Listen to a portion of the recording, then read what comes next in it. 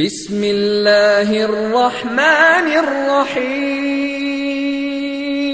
ومن أحسن قولا ممن دعا إلى الله وعمل صالحا وقال إنني من المسلمين. السلام عليكم ورحمة الله وبركاته. إن الحمد لله نحمده ونستعينه ونستغفره ونعوذ بالله من شرور أنفسنا ومن سيئات أعمالنا من يهده الله فلا مضل له ومن يضلل فلا هادي له وأشهد أن لا إله إلا الله وحده لا شريك له وأشهد أن محمدا عبده ورسوله صلى الله تعالى عليه وعلى آله وصحبه وسلم تسليما كثيرا. أما بعد فأعوذ بالله من الشيطان الرجيم. فمن كان يرجو لقاء ربه فليعمل عملا صالحا ولا يشرك بعبادة ربه أحدا. আল্লাহ রাব্বুল আলামিনের যাবতীয় প্রশংসা, যে আল্লাহ রাব্বুল আলামিন একমাত্র সত্য মাবুদ, তার সাথে কোনো শরীক নেই। তার সত্তায়, জাতে, তার গুণাবলীতে, তার রুবুবিয়ত, তার কাজে, তার ইবাদত বন্দেগীতে কোনো কিছুতে শরীক নেই। এই আকীদা যারা রাখবে এবং এই অনুযায়ী যারা কাজ করবে তাদের ঈমান আমল কবুল হবে। এই হচ্ছে আমল কবুল হওয়ার প্রথম শর্ত, তাওহীদ, শিরক মুক্ত হওয়া। সালাত এবং সালাম নাযিল করেন মুহাম্মদুর রাসূলুল্লাহ সাল্লাল্লাহু আলাইহি ওয়াসাল্লামের উপর, যার আদর্শ ছাড়া কোনো আদর্শ আল্লাহ কবুল করবেন না। যার সুন্নাহ, যার তরিকা ছাড়া অন্য কোনো তরিকার ইবাদত বন্দেগী আল্লাহ কবুল করবেন না। এটা হচ্ছে ইবাদত বন্দেগী কবুল হওয়ার দ্বিতীয় শর্ত।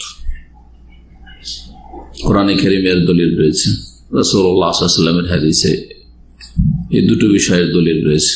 সুতরাং যারা আকীদার উলামায়ে কেরাম,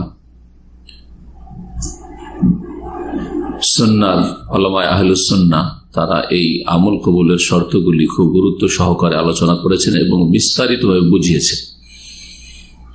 এই বিষয়গুলি যারা বুঝে নেবে তাদের অল্প আমলেই তারা কামিয়াব হতে পারবে, সফলতা লাভ করবে।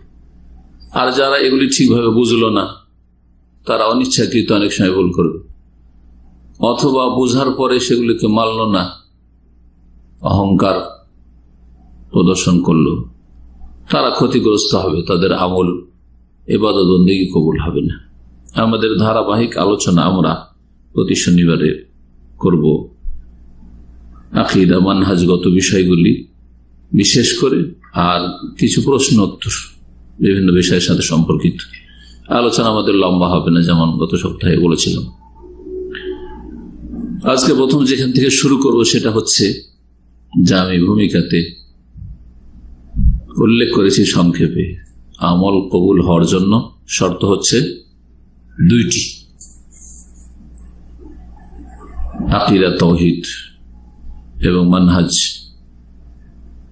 সুন্নাহর উলামায়ে কেরামগণ বলেছেন, আল্লা ইউবাদা ইল্লাল্লাহ ওয়া আল্লা ইউবাদা ইল্লা বিমা শারা'a। প্রথম শর্ত হচ্ছে ইবাদত বন্দেগী, সমস্ত আমল কবুল হওয়ার, যে আল্লাহ ছাড়া যেন কারো ইবাদত বন্দেগী না হয়, আল্লাহর সাথে যেন কোনো কিছুকে শরীক না করা হয়। তাওহীদ প্রথম শর্ত, ইখলাস প্রথম শর্ত। এই তাওহীদ আর ইখলাসের পরিপন্থী হচ্ছে শিরক, বহুমুখী শিরক, বড় শিরক হোক আর ছোট শিরক হোক, এই শিরক আমলকে ধ্বংস করে দেয়। বড় শিরক হলে সমস্ত আমল অতীত ধ্বংস হয়ে যায়। লাইন আশরাকতা লায়াহবাতান্না আমালুক। শিরকে আসগার, কবিরা গুনাহ, বড় শিরক করলে যে আমলে শিরক ঢুকে ইখলাস পরিপন্থী হয়ে যায়, রিয়া, লোক দেখানো, লোককে শোনানো, দুনিয়ার উদ্দেশ্য হয়ে যায়, সেটা প্রাথমিক পর্যায়ে থাকলে সে আমলটি নষ্ট হয়ে যায়। আর সেটা যদি একবারে খুব বদ্ধপরিকর, পুরোপুরি পার্থিব স্বার্থে সে আমল হয়, তাহলে সেটা বড় শিরকে অনেক সময় পরিণত হয়। ইখলাস বিহীন একবারে, যার ফলে সেটা বড় শিরকে অনেক সময় পরিণত হয়। ওলামারা বলেছেন, এগুলো সূক্ষ্ম বিষয়। যার ফলে সমস্ত আমল ধ্বংস হওয়ার আশঙ্কা আছে। এক কথায় ছোট শিরকও যদি শিরকে আসগার হয়, যে আমলে শিরকের অনুপ্রবেশ ঘটবে সেই আমলটি ধ্বংস হয়ে যাবে। জি, হাদিসে কুদসি নবী করিম সাল্লাল্লাহু আলাইহি ওয়াসাল্লাম সহিহ মুসলিমে রয়েছে মর্মে, আনা আগনা শুরাকায়ে আনিশ শিরক, আমি শরীকদের মধ্যে সবচাইতে বেশি সর্বাধিক অমুখাপেক্ষী শিরক হতে বা পার্টনারশিপ হতে। ফামান আমেলা আমালান, সুতরাং কেউ যদি আমল করে, তাহলে আমল করলো, আশরাকা ফিহে মাইয়া গায়রি, আমার সাথে অন্য কাউকে শরীক স্থাপন করলো, তারাকতুহু ওয়া শিরকাহু, তাকেও পরিত্যাগ করি আর তার শিরকি কর্মকাণ্ড আমলগুলিকেও আমি পরিত্যাগ করি, ছেড়ে দিই, কবুল করি না। স্পষ্ট যে আমলগুলিতে শিরক থাকে সে আমল কবুল হয় না। বড় শিরক হলে অতীতের আমল ধ্বংস হয়ে যায়। সংক্ষেপে এতটাই যথেষ্ট এই বিষয়। দ্বিতীয় শর্ত আমল কবুল হওয়ার, ও আল্লাহ ইউবাদা ইল্লা বিমা শারা, ইবাদত বন্দেগী করা চলবে না একমাত্র রাসূলুল্লাহ সাল্লাল্লাহু আলাইহি সাল্লামের আনিত পদ্ধতি, শরীয়ত, আদর্শ ছাড়া। সে আদর্শ মতো ইবাদত বন্দেগী হইতে হবে, অর্থাৎ রাসূলুল্লাহ সাল্লাল্লাহু আলাইহি সাল্লামের তরিকা আসতে হবে। এই কথাটি আমার অনেক আলোচনাতে সহজ ভাষায় বলেছি, মানুষকে মোটা কথা বোঝানোর জন্য, যে এক আল্লাহর ইবাদত করবেন আর এক নবী করিম সাল্লাল্লাহু আলাইহি সাল্লামের তরিকায় ইবাদত করবেন। ইবাদত হবে এক আল্লাহর জন্য, আর ইবাদতের তরিকা পদ্ধতিটা হবে একমাত্র শেষ রাসূল খাতামুন নবীয়িন মুহাম্মদুর রাসূলুল্লাহ সাল্লাল্লাহু আলাইহি সাল্লামের তরিকা আদর্শ অনুযায়ী। যদি কোনো ইবাদতে বিদআতের অনুপ্রবেশ ঘটে, ইবাদত করলেন আর ওতে বিদআত ঢুকে গেল কিছু, তাহলে সেই আমলটি নষ্ট হয়ে যায়। সেই আমল কি হয়ে যায়? নষ্ট হয়ে যায়। সমস্ত আমল নষ্ট হবে না, যেই কাজটাই বিদআত করলো সেই আমলটা কি হয়ে যাবে? নষ্ট হয়ে যাবে। দলিল মা আয়েশা রাদিয়াল্লাহু তাআলা আনহা থেকে বর্ণিত হাদিস, সহিহ মুসলিমে রয়েছে, সহিহ বুখারীতে এই হাদিসটি রয়েছে, তবে অধ্যায় এর সাথেই রয়েছে, এই জন্য অনেকে সহিহ মুসলিমে রয়েছে। নাম্বারিং আপনি খুঁজে বুখারীতে পাবেন না, কিন্তু সহিহ মুসলিমে রয়েছে। মান আমিলা আমালান লাইসা আলাইহি আমরুনা ফাহুয়া রাদ্দুন, কেউ যদি কোনো আমল করে, তাহলে এও আমল করলো, লাইসা আলাইহি আমরুনা, যার ওপর আমার নির্দেশ নেই বা আদর্শ নেই, যেই রকম আমার আদর্শ না, আমার আদর্শ ছাড়া, আদর্শ ব্যতিক্রম আমল করল, ফাহুয়া রাদ্দুন, সেটা হচ্ছে প্রত্যাখ্যাত। রাদ্দুন মানে মারদুদুন, মাজদার ইসম মাফউলের অর্থ, সেটা হচ্ছে মারদুদ, রিজেক্টেড। সেই আমলটি তাহলে মারদুদ। এগুলি হচ্ছে মৌলিক নীতিমালা। এই মৌলিক নীতিমালাগুলি যদি ঠিক থাকে, অল্প আমল মানুষের মুক্তির জন্য, নাজাতের জন্য আল্লাহর আযাব থেকে যথেষ্ট দুনিয়া আখিরাতের। আর যদি এই নীতিমালা ঠিক না থাকে আর আমলের পাহাড় পর্বত থাকে, কোনো কাজে আসবে না, সব ধ্বংস হয়ে যাবে, সারা মরিচিকার মতো সে আমলগুলি হবে। এখন আমরা এই বিষয়ে কিছু আলোচনা করব, প্রশ্ন উত্তর, তারপরে সংশয় নিরসন।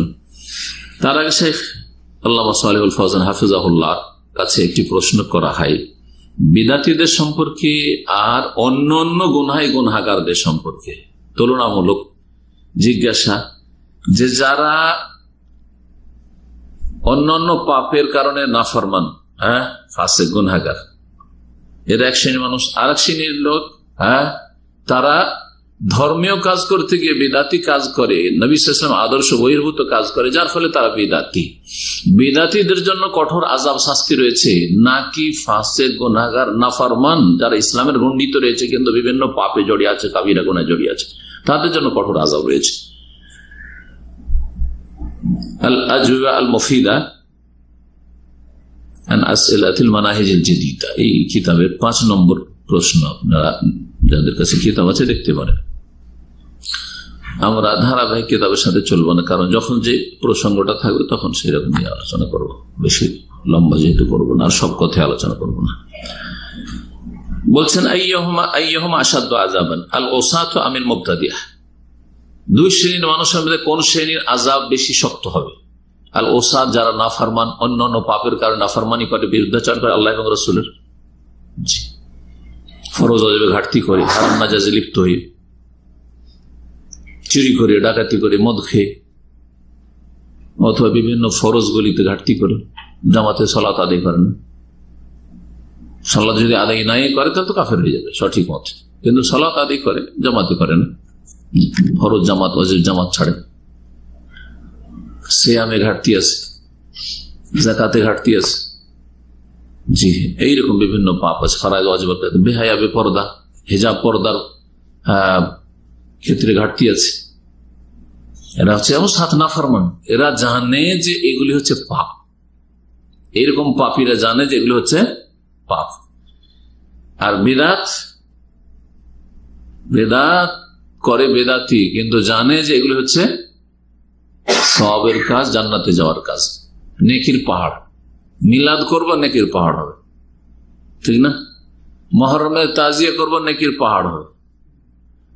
ইয়া হোসেন করবো, শিরক কুফরি করবো, নেকির পাহাড় হবে। জি,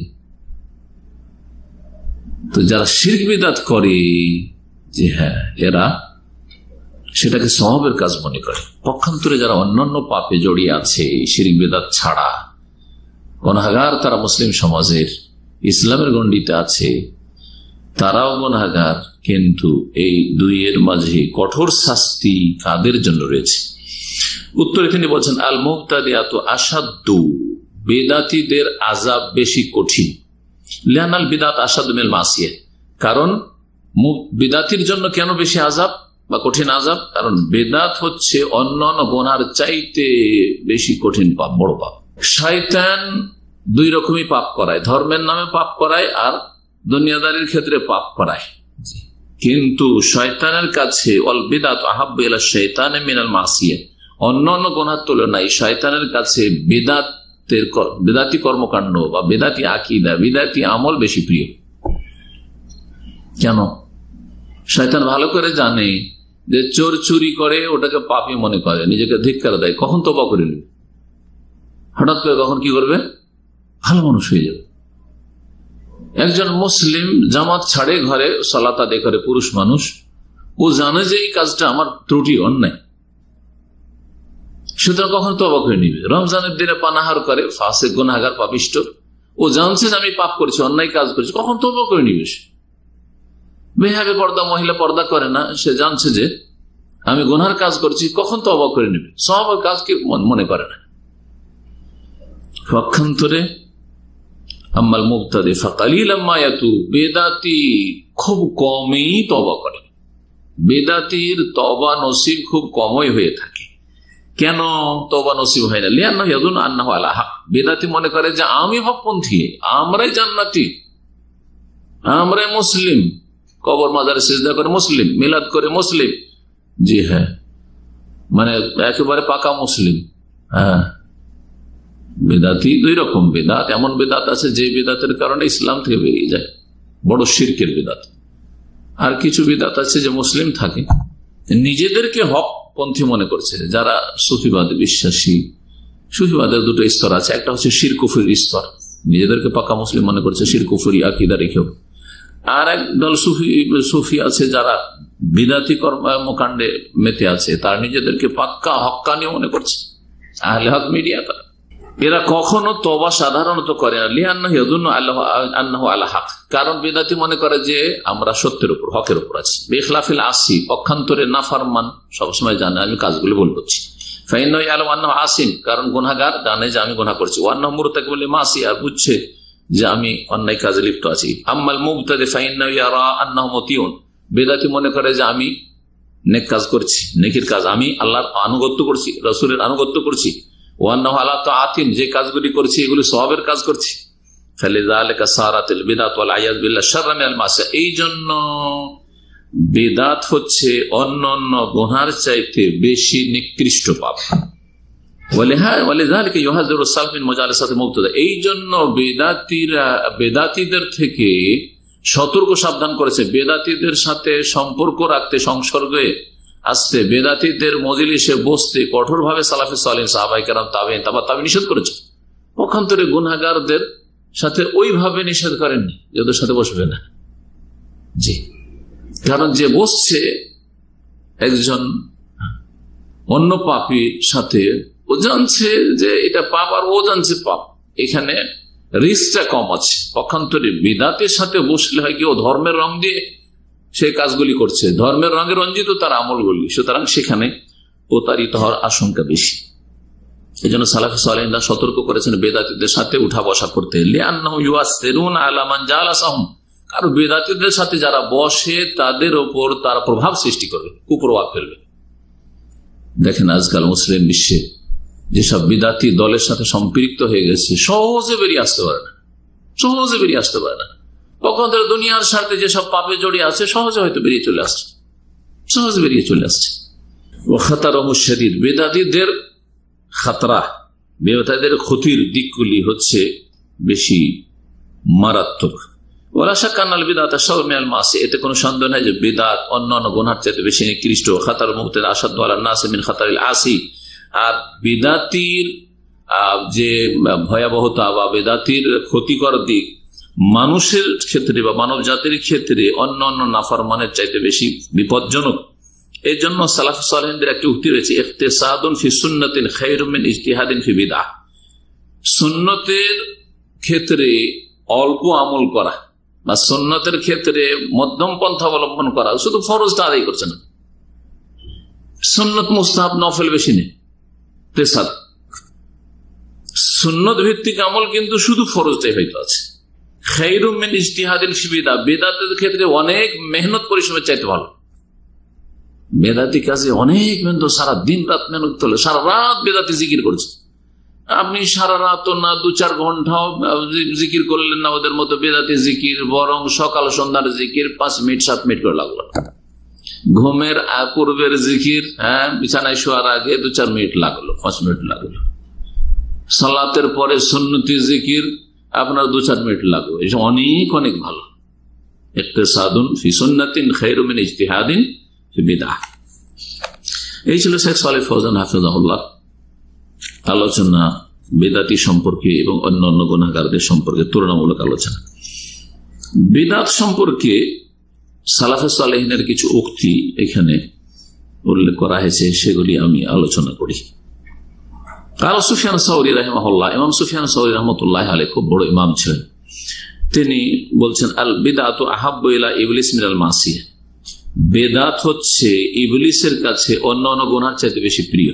ফাইনাল মাসি ইউতাব মিনহা, কারণ অন্যান্য গুনাহ থেকে তওবার সম্ভাবনা রয়েছে। ওয়াল বিদআতু লা ইউতাব মিনহা, বিদআত থেকে মানুষ তওবা করবে না। বিদআত থেকে মানুষ তওবা সাধারণত করে যতক্ষণ পর্যন্ত না বুঝতে পারে যে আমি বলে আছি। মজমু ফাতাওয়া 11 খণ্ড 472 পৃষ্ঠা রয়েছে। সিলসিলা সহিহ আল্লামা আলবানী রাহিমাহুল্লাহ তাতে রয়েছে 1016-20 নম্বর এই হাদিস, নবী করিম সাল্লাল্লাহু আলাইহি ওয়াসাল্লামের, ইন্নাল্লাহ ইহতাজাযা তাওবাত আন সাহিবি কুল্লি বিদআহ, আল্লাহ রাব্বুল আলামিন প্রত্যেক বিদআতের থেকে তওবাকে দূরে সরিয়ে রেখেছেন, তওবাকে আড়ে রেখেছেন। অর্থাৎ বেদাতির তওবা নসিব হয় না যতক্ষণ পর্যন্ত বেদাতকে বেদাত না বুঝবে। যেমন নামাইতো পড়া যে বেদাত, এটা যতক্ষণ না বুঝবে জীবনে নামাইতো ছাড়বে। মিলাদ করা যে বিদাত, জন্মবার্ষিকী পালন করা বিদাত, যতক্ষণ না জানবে জীবনে ছাড়বে না। কারণ ও তো মনে করছে যে এগুলো জান্নাতে যাওয়ার কাজ। প্রখ্যাত তাবে হাসান বসরি রাহমাতুল্লাহ আলাইহির একটি উক্তি রয়েছে এই মর্মে, লা তুজালিস সাহিবা বিদআতিন, বেদাতির সাথে বসিও না। সাল্লাল্লাহু আলাইহি নিষেধ করেছেন বেদাতির সাথে বসতে। সুতরাং বর্তমান যুগে যেসব বেদাতি জামাত রয়েছে তাদের সাথে উঠা বসা করবেন, তাদের বৈঠকে বসবেন, দেখি কি বলে। তাবলীগ জামাত এসছে বেদাতি জামাত নিঃসন্দেহ, দেখি ওরা কি আলোচনা করেন। আমি তো ওই জামাত করি না, তাবলীগ করি না, তো বসি। নিষেধ সালাফে সালেহিন করেছে। জামাত ইসলামী, মওদুদ ইখওয়ানি জামাত বিদআতি জামাত, স্পষ্ট না বললে আজকালকার মানুষ বুঝবে না। জি, সুতরাং বলবেন আমি বসি, কিন্তু তাদের আমি কোনো কর্মী না। এই আগুন আপনাকে কখন গ্রাস করবে? কোন বিদআতির সাথে বসা জায়েজ নেই। অনেকে বিদআতি আলেমের সাথে দেখি আমি দেখা করে আসি, বেদাতি মোল্লা এসছে এলাকায়, যাই ওদের জলসা মাহফিলে যাই, তামাশা দেখতে যে আমাদের সেই আকীদার ভাইরা, না যাই নয়, ধ্বংস করবে। এইরকমই অনেক জঙ্গি মনোভাবের, খারেজি মনোভাবের কিছু বেদাতি রবিদাতি খারেজিরা, এইরকম কিছু মোল্লা হুজুর আছে, তাদের সাথে উঠা বসা করতে কি অনেক আমাদের দিনী ভাইরা ক্ষতিগ্রস্ত হয়েছে। জি, অনেক দিনী ভাইরা ক্ষতিগ্রস্ত হয়েছে। একবার গেছে এইরকমই খারেজি মোল্লাকে জিজ্ঞাসা করতে, ওকে মানে এ করার জন্য ওর সাথে বহস করতে গেছে কিছু ছাত্র, আর সেই সময় প্রশাসন পক্ষ থেকে রেড হয়েছে, সবগুলিকে ধরে নিয়ে গেছে। কয়েক বছর আগের ঘটনা, দেখেন পার্থিব ক্ষতি আর দিনই ক্ষতি তো আছেই। কারণ প্রশাসন লোক যখন ধরতে আসবে তখন বলবে যে এগুলো ছাত্রে বসে আছে, অথচ ওই খারেজি মোল্লাকে কণ্ঠসা করার জন্য এবং ওকে লাজবাব করার জন্য, ওকে কিছু প্রশ্ন করে হয়তো হস্তনিষ্ঠ করবো অথবা তাকে এ করবো, আমরা বাহাস করবো, তার সাথে তর্ক করবো, এই জন্য গেছে। না না না, আপনি বসতে যাবেন না বেদাতির সাথে। জানেন যে খারেজি খারেজির সাথে বসবেন না, জানেন যে রাফেজি শিয়ার সাথে বসবেন না, জানেন যে বিদাতি ইখওয়ানি জামাতি তাবলীগী বসবেন না, আপনি বসবেন না তার সাথে। এটাই হচ্ছে শরীয়ত। আজকাল ফিল্ডে যারা দাওয়াতি কাজ করছে তাদের অনেক এই দায়ীগুলোকে সহিহ আকীদার দায়ী বলে চালিয়ে দেওয়া হচ্ছে, অথচ তারা হয়তো জামাতপন্থী দায়ী, মওদুদীপন্থী দায়ী, আর না হইলে তাবলীগপন্থী দায়ী, আত্মগোপন করে আছে। আর তাদের দুই একটা ভালো চারটা ভালো কথার মধ্যে বিষ মিশানো আছে, আর বললেন যে সহিহ আকীদার। আপনার কি জ্ঞান আছে? আপনি সহিহ আকীদার কি বুঝেন, সহিহ মানহাজের কি বুঝেন? ওদের সাথে কেন বসছেন? ওদের আলোচনা কেন শুনছেন? সেই বসাটা সরাসরি হইতে পারে মজলিসে, অথবা অনলাইনে দেখি কি বলছে একটু শুনি, অথচ জানছেন যে এরা হচ্ছে এই বেদাত ঘেঁষা, এই বেদাতি দলের সব দায়ী। সুতরাং সতর্ক, সাবধান। এই বিষয়গুলি খুলে না বললে আমাদের সহিহ আকীদার নতুন নতুন যে ভাইরা আসছে, এক গর্ত থেকে উঠে এসে আর এক গর্তে গিয়ে আছাড় খেয়ে পড়ে যাচ্ছে। হাসান বসরি রাহিমাহুল্লাহ বলছেন, লা তুজালিস সাহিবা বিদআতিন, বিদআতীদের সাথে বসিও না। ফাইন্নাহু ইউমরিদু কলবাক ওয়া ফাইন্নাহু ইয়ামরাদু কলবুকা। বিদআতীদের সাথে বসলে তোমার অন্তর ব্যাধিগ্রস্ত হয়ে যাবে, রোগী হয়ে যাবে। অন্তর কি হয়ে যাবে? রোগী হয়ে যাবে। আল এতেসাম এবং সাতেবে প্রথম খন্ডে 172 পৃষ্ঠা, আল বিদআত ওয়ান নাহি আনহা পৃষ্ঠা হচ্ছে 54। ইমাম শাতিবী রাহিমাহুল্লাহ তো খুব শক্ত কথা বলেছেন বিদআতীদের সম্পর্কে। বিদআতীদেরকে কঠোর শাস্তি দেওয়ার কথা বলেছেন। যে কোনো যুগের প্রশাসনকে, খলিফাকে, মুসলিম শাসককে, যে তাদের কঠোর শাস্তি দাও, কারণ এদের অনিষ্ট হচ্ছে বড় ভয়াবহ, ধর্মের রঙে রঞ্জিত এদের কথাবার্তা। সুতরাং মানুষ বিভ্রান্তির শিকার হচ্ছে। শাইখুল ইসলাম তাইমিয়া রাহিমাহুল্লাহর উক্তি দিয়ে শেষ করছি বিষয়টি, বিদআত এবং বিদআতীদের ভয়াবহতা।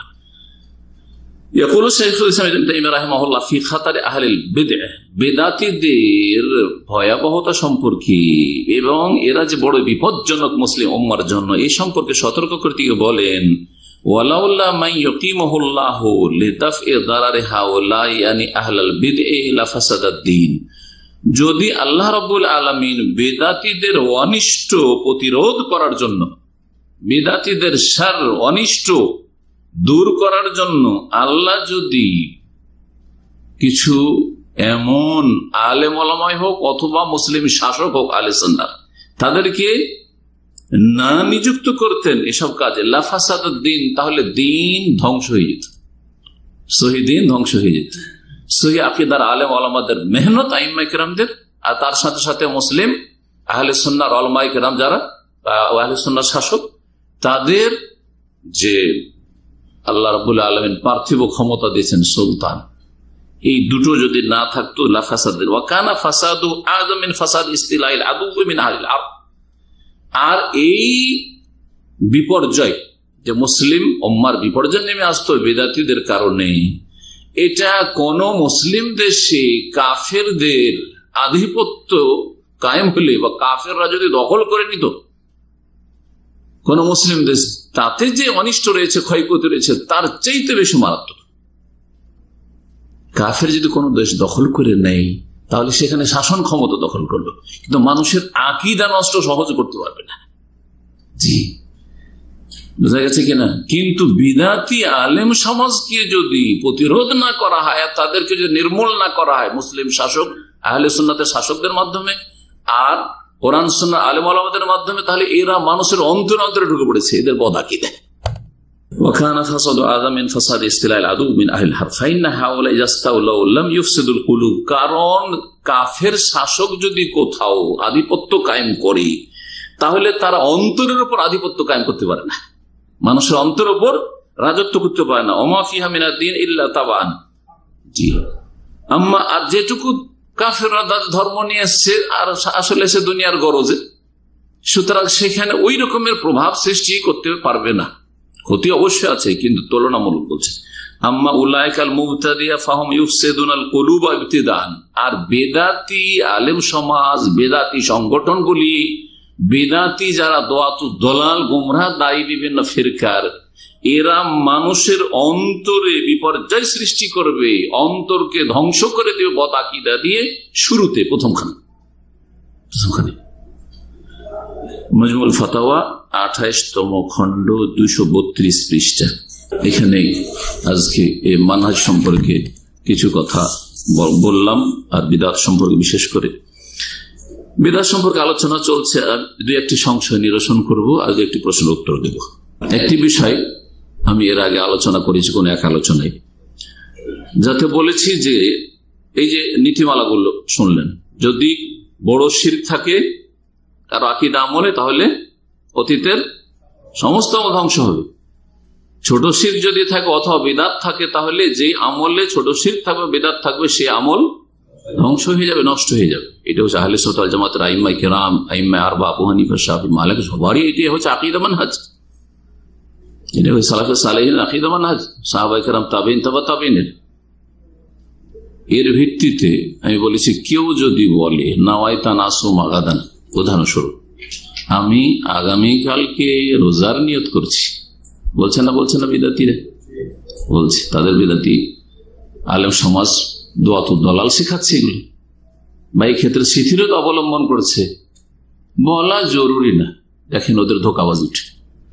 নিয়ত সম্পর্কে যদি জিজ্ঞেস করে, ওদের মধ্যে যারা ভালো বিদাতি আলেম সমাজে যারা ভালো, কি বলে জানেন? বলে যে নিয়ত পড়া জরুরি না, জায়েজ না বলবে না, বিদআত বলবে না, কি বলবে? জরুরি না। এর অর্থ কি বেরোয়? ওদের যারা পাকা বিদআতি তারা বলে নিয়ত পড়তে হবে, ঠিক না? নিয়ত পড়া ফরজ বলুক আর মুস্তাহাব বলুক, যেটা নিয়ত কি করতে হবে? পড়তে হবে। আর ওদের মধ্যে যারা একটু নিজেদেরকে মনে করে যে আমরা সহিহ আকীদায় চলে এসেছি, কিন্তু সহিহ আকীদার নয় এগুলো, তারা বলে যে নিয়ত পড়া জরুরি না। জরুরি নয় মানে কি? ফরজ নয়, তাই না? জায়েজ কি না? মুস্তাহাব হইতে পারে কিনা? মুস্তাহাবটাও তো জরুরি না, তো মুস্তাহাব হইতে পারে কিনা? সুতরাং এই বক্তব্য যখন শুনবে জনগণ, তখন নিয়ত পড়া কখনো ছাড়বে না। এতটা শুধু মডিফাইড হয়ে যায়, এটা ফরজ নাই নিয়ত পড়া। হ্যাঁ, নিয়ত অন্তরে করাটা ফরজ, আর নিয়ত পড়াটা জরুরি না, তবে করলে করা যেতে পারে বা করা ভালো, ঠিক কিনা? তাহলে বেদাতিকে বেদাতি রেখে দিল, বেদাতিকে কি করলো? বেদাতি করে রেখে দিল। এই কাজটাই করেছে। নাম নিতে চাই না, যাকে আজকাল আল্লামা বলা হচ্ছে বাংলাদেশ, তার একটা বক্তব্য আমি নিজে কানে শুনেছি। জিজ্ঞাসা করেছে প্রশ্নকারী যে নিয়ত পড়া কি ইসলামে পড়তে হবে? বলছে নিয়ত পড়া জরুরি না। এটা তার উত্তর। এটা হচ্ছে ওদের মধ্যে যারা একটু ভালো, তারা কিভাবে বেদাত ছড়াচ্ছে মানুষের অজান্তে মুসলিম সমাজ, আর বেদাতি কি বেদাতি রেখে দিচ্ছে। আমি যখন এই আলোচনায় বললাম যে কেউ যদি বলে আমি আগামীকালকে রোজার নিয়ত করছি, তো তার রোজা হবে না, তো এই আমার বক্তব্যটাকে রেখে কেউ প্রশ্ন করছে যে কেউ যদি আমি আগামীকালকে নিয়ত করছি রোজার, এটা বলে তো নাকি রোজা হবে না? বলছে না, রোজা হবে। কি বলছে? রোজা হবে। কেন রোজা হবে? জি হ্যাঁ, ওর যুক্তি হচ্ছে ওই তওবার হাদিস। যুক্তি হচ্ছে কি? তওবার হাদিস। তওবা করলে আল্লাহ কি হন? খুব খুশি হন, তাই না? এই হাদিস আপনাদেরকে শুনেছি, সহিহ মুসলিমের 4932 নম্বর হাদিস। এবং হাদিস থেকে যে এই বিদাতি বক্তার বা বেদাতি মুফতির পদস্খলন ঘটেছে, গুমরাহি হয়েছে, এটা আজকে স্পষ্ট করি। বলছে রাসূলুল্লাহ সাল্লাল্লাহু আশাদ্দু ফারাহান বিতওবাতি আবদিহি, আল্লাহ তার বান্দার তওবাতে অধিক খুশি হন। হিনা ইয়াতুবু ইলাইহি, যখন আল্লাহর কাছে তওবা করে। কার চাইতে বেশি খুশি হন? কার চাইতে বেশি খুশি হন, কার চাইতে অধিক খুশি হন? মিন আহাদিকুম কানা আলা রাহিলাতি, ওই ব্যক্তির চাইতে যেই ব্যক্তি তার উটের পিঠে চড়েছিল, বেআরদিন ফালাতিন, খোলা ময়দানে, মরুভূমিতে, জনহীন এলাকায়, ফানফালাতাত মিনহু, আর হঠাৎ করে তার বাহনটা, উটটা তার কাছ থেকে ছুটে কোথাও পালিয়ে গেল। হয় ছুটে পালিয়ে গেল, যেমন এই হাদিস রয়েছে, আর এক হাদিস রয়েছে যে যেভাবে হোক সেখান থেকে সেই, আর এটা এই ফানফালাতা দিয়ে তফসিল করছি, তার কাছ থেকে আমার কথা হাত ছাড়া হয়ে গেল, যেভাবে হোক না কেন উটটা তার হাত ছাড়া হয়ে গেল। ইনফালাতা মানে ছুটে যাওয়া। ওই উটের পিঠে কি ছিল? ও আলাইহা তাআমুহু ওয়া শারাবু, উটের পিঠের উপরে তার খাদ্যের ব্যবস্থা ছিল, ওতেই তার পানি ছিল, ওর কাছে কিছুই নেই। ফাআইসা মিনহা, ওকে ধরতে পারল না, নিরাশ হয়ে গেল, আর ধরতে পারলাম না, সরি পালিয়ে গেল, বা কোথায় চলে গেছে দেখতে পায় না, হয়তো ও বেখেয়াল ছিল, যেটাই হোক না কেন। ফাআতা শাজারাতান ফাতাদা ফি যিল্লিহা, একটা গাছ খুঁজে, মরুভূমিতে গাছ পাওয়া যায় না আরব দেশে, একটা গাছ খুঁজে গাছের তলে আসলো, আর বললো যে কোথাও তো আশ্রয় নেওয়ার জায়গা নেই, গাছের ছায়াতে শুয়ে পড়ি, যতক্ষণ বাঁচি।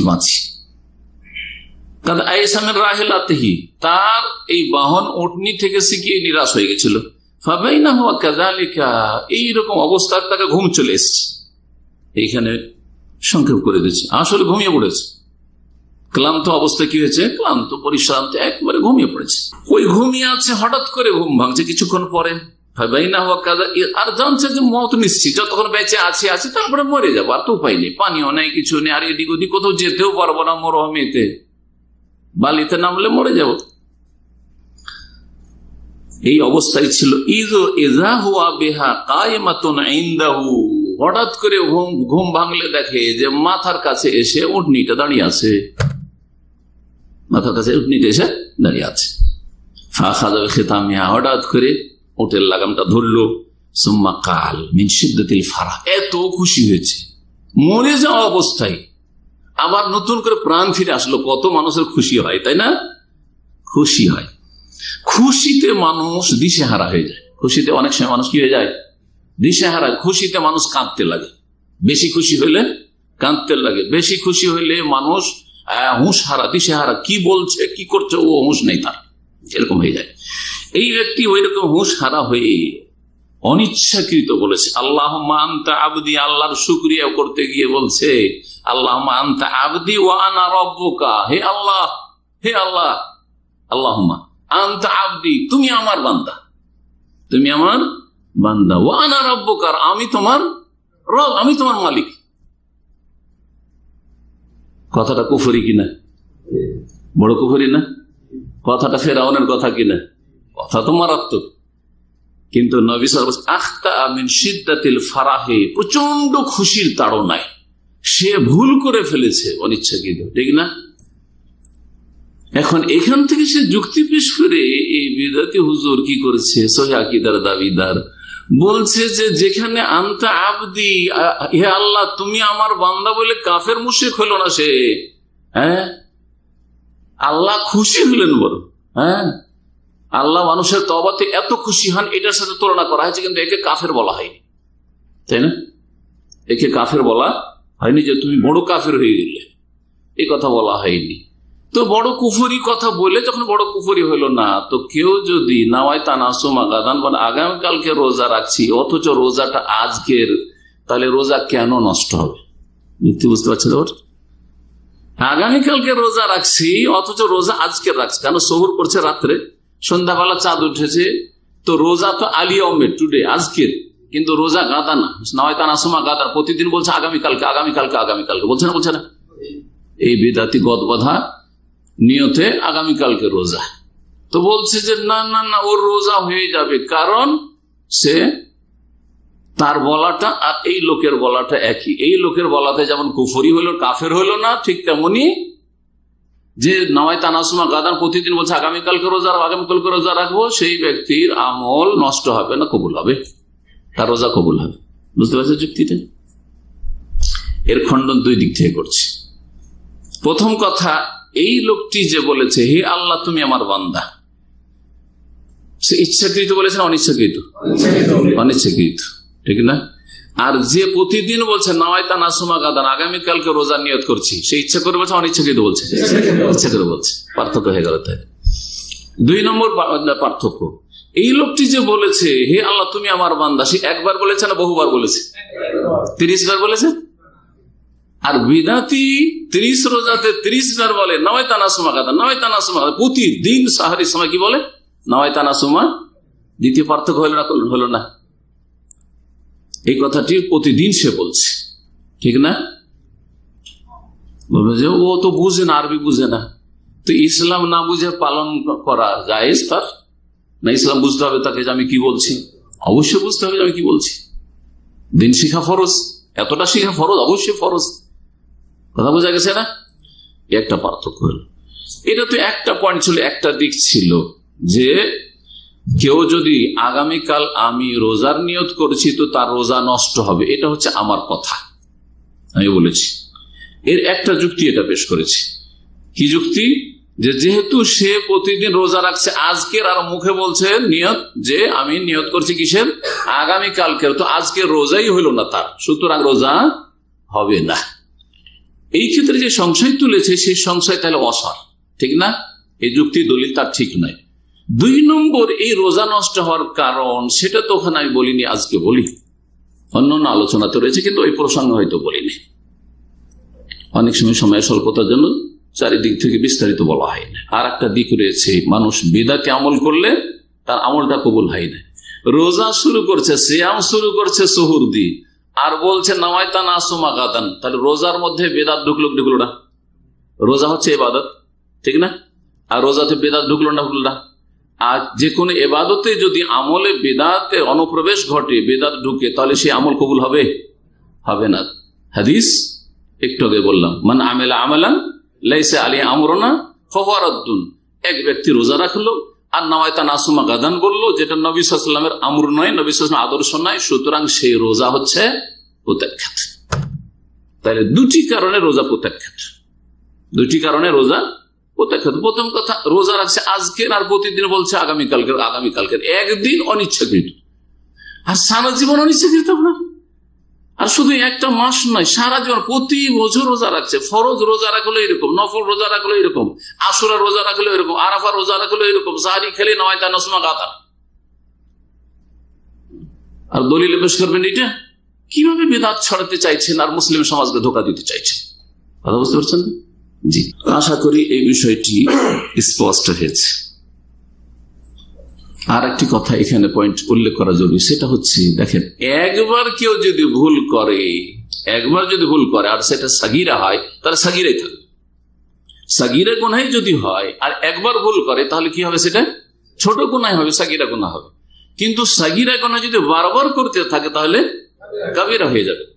যেই ব্যক্তি একবার ধরেন ভুল করলো, তার একবার ভুল, আল্লাহ মান তার রব্বি বলে দিচ্ছে, আনতা আবদি, হে আল্লাহ তুমি আমার বান্দা, একবার ভুল করেছো, তার তো অনিচ্ছাকৃত, সেটা অবশ্য কাবীরা। যদি সাগীরা হইতো তাহলে কি হইতো? সাগীরা হইলে ছোটই থাকতো সেটা একবার।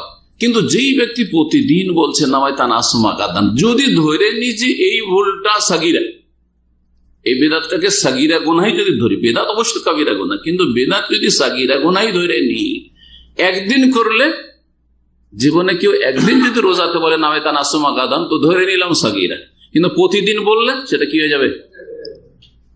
কাবীরা হয়ে যাবে।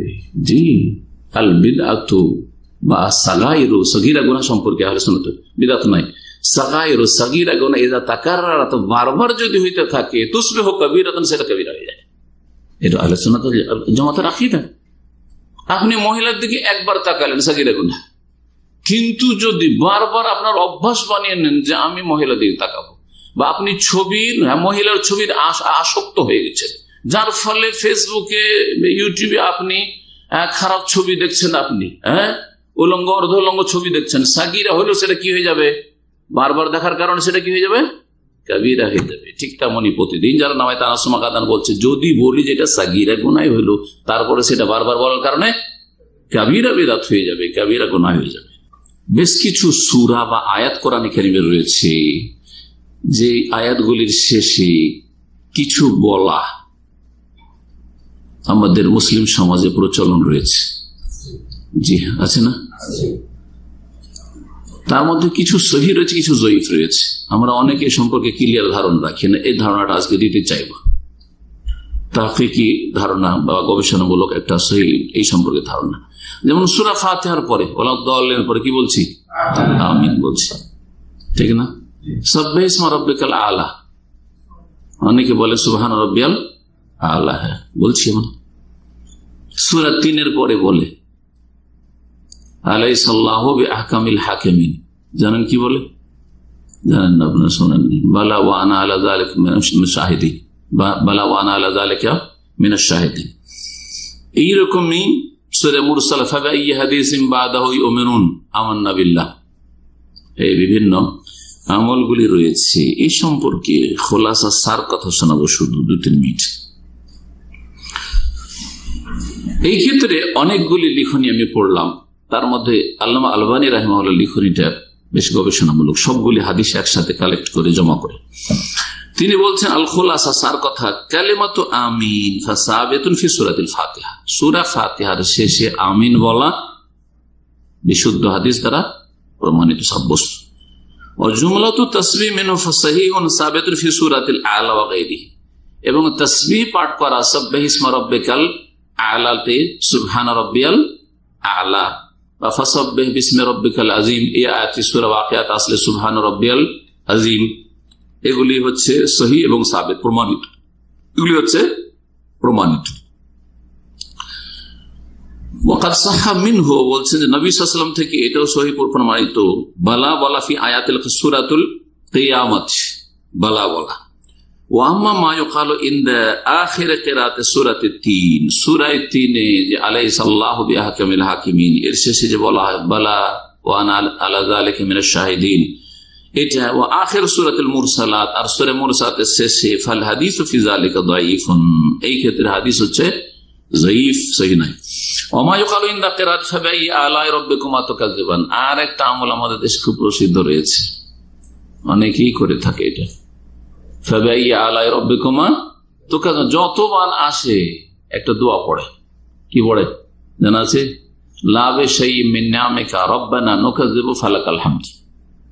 আল্লাহ বলছেন ফাবিআইয়ি আলাই রাব্বিকুমা তুকাজ্জিবান, হে মানুষ হে জিন, তোমাদের রবের কোন কোন নিয়ামতটাকে অস্বীকার করবে? আল্লাহ জিজ্ঞাসা করছেন, তো জবাব বলে যে লা বিশাইইন মিন নিআমিকা, আল্লাহ তোমার নিয়ামতের কোনো কিছু নেই যেটা হে রব নুকাজ্জিবু, যে আমরা অস্বীকার করব, অস্বীকার করি না, ফালাকাল হামদ, তোমারই যাবতীয় প্রশংসা, এই বাক্যটা বলে থাকে।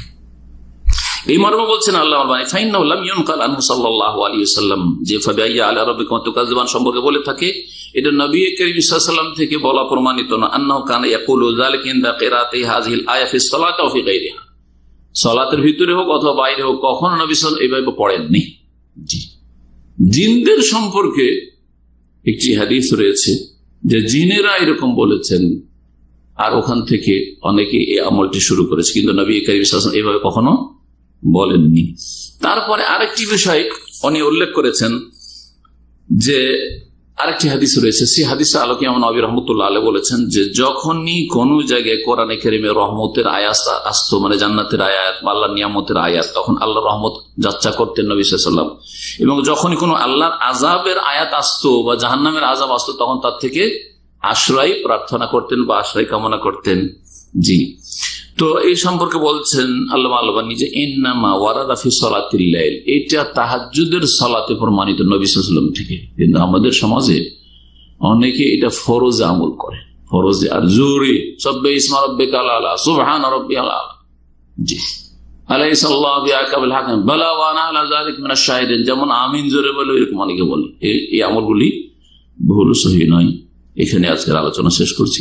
ওয়াসাল্লাল্লাহু আলা নবিয়িনা মুহাম্মদ ওয়া আলা আলিহি ওয়া সাহবিহি আজমাইন। يا إله الكون يا المولى العظيم يا كريما منه قرآن كريم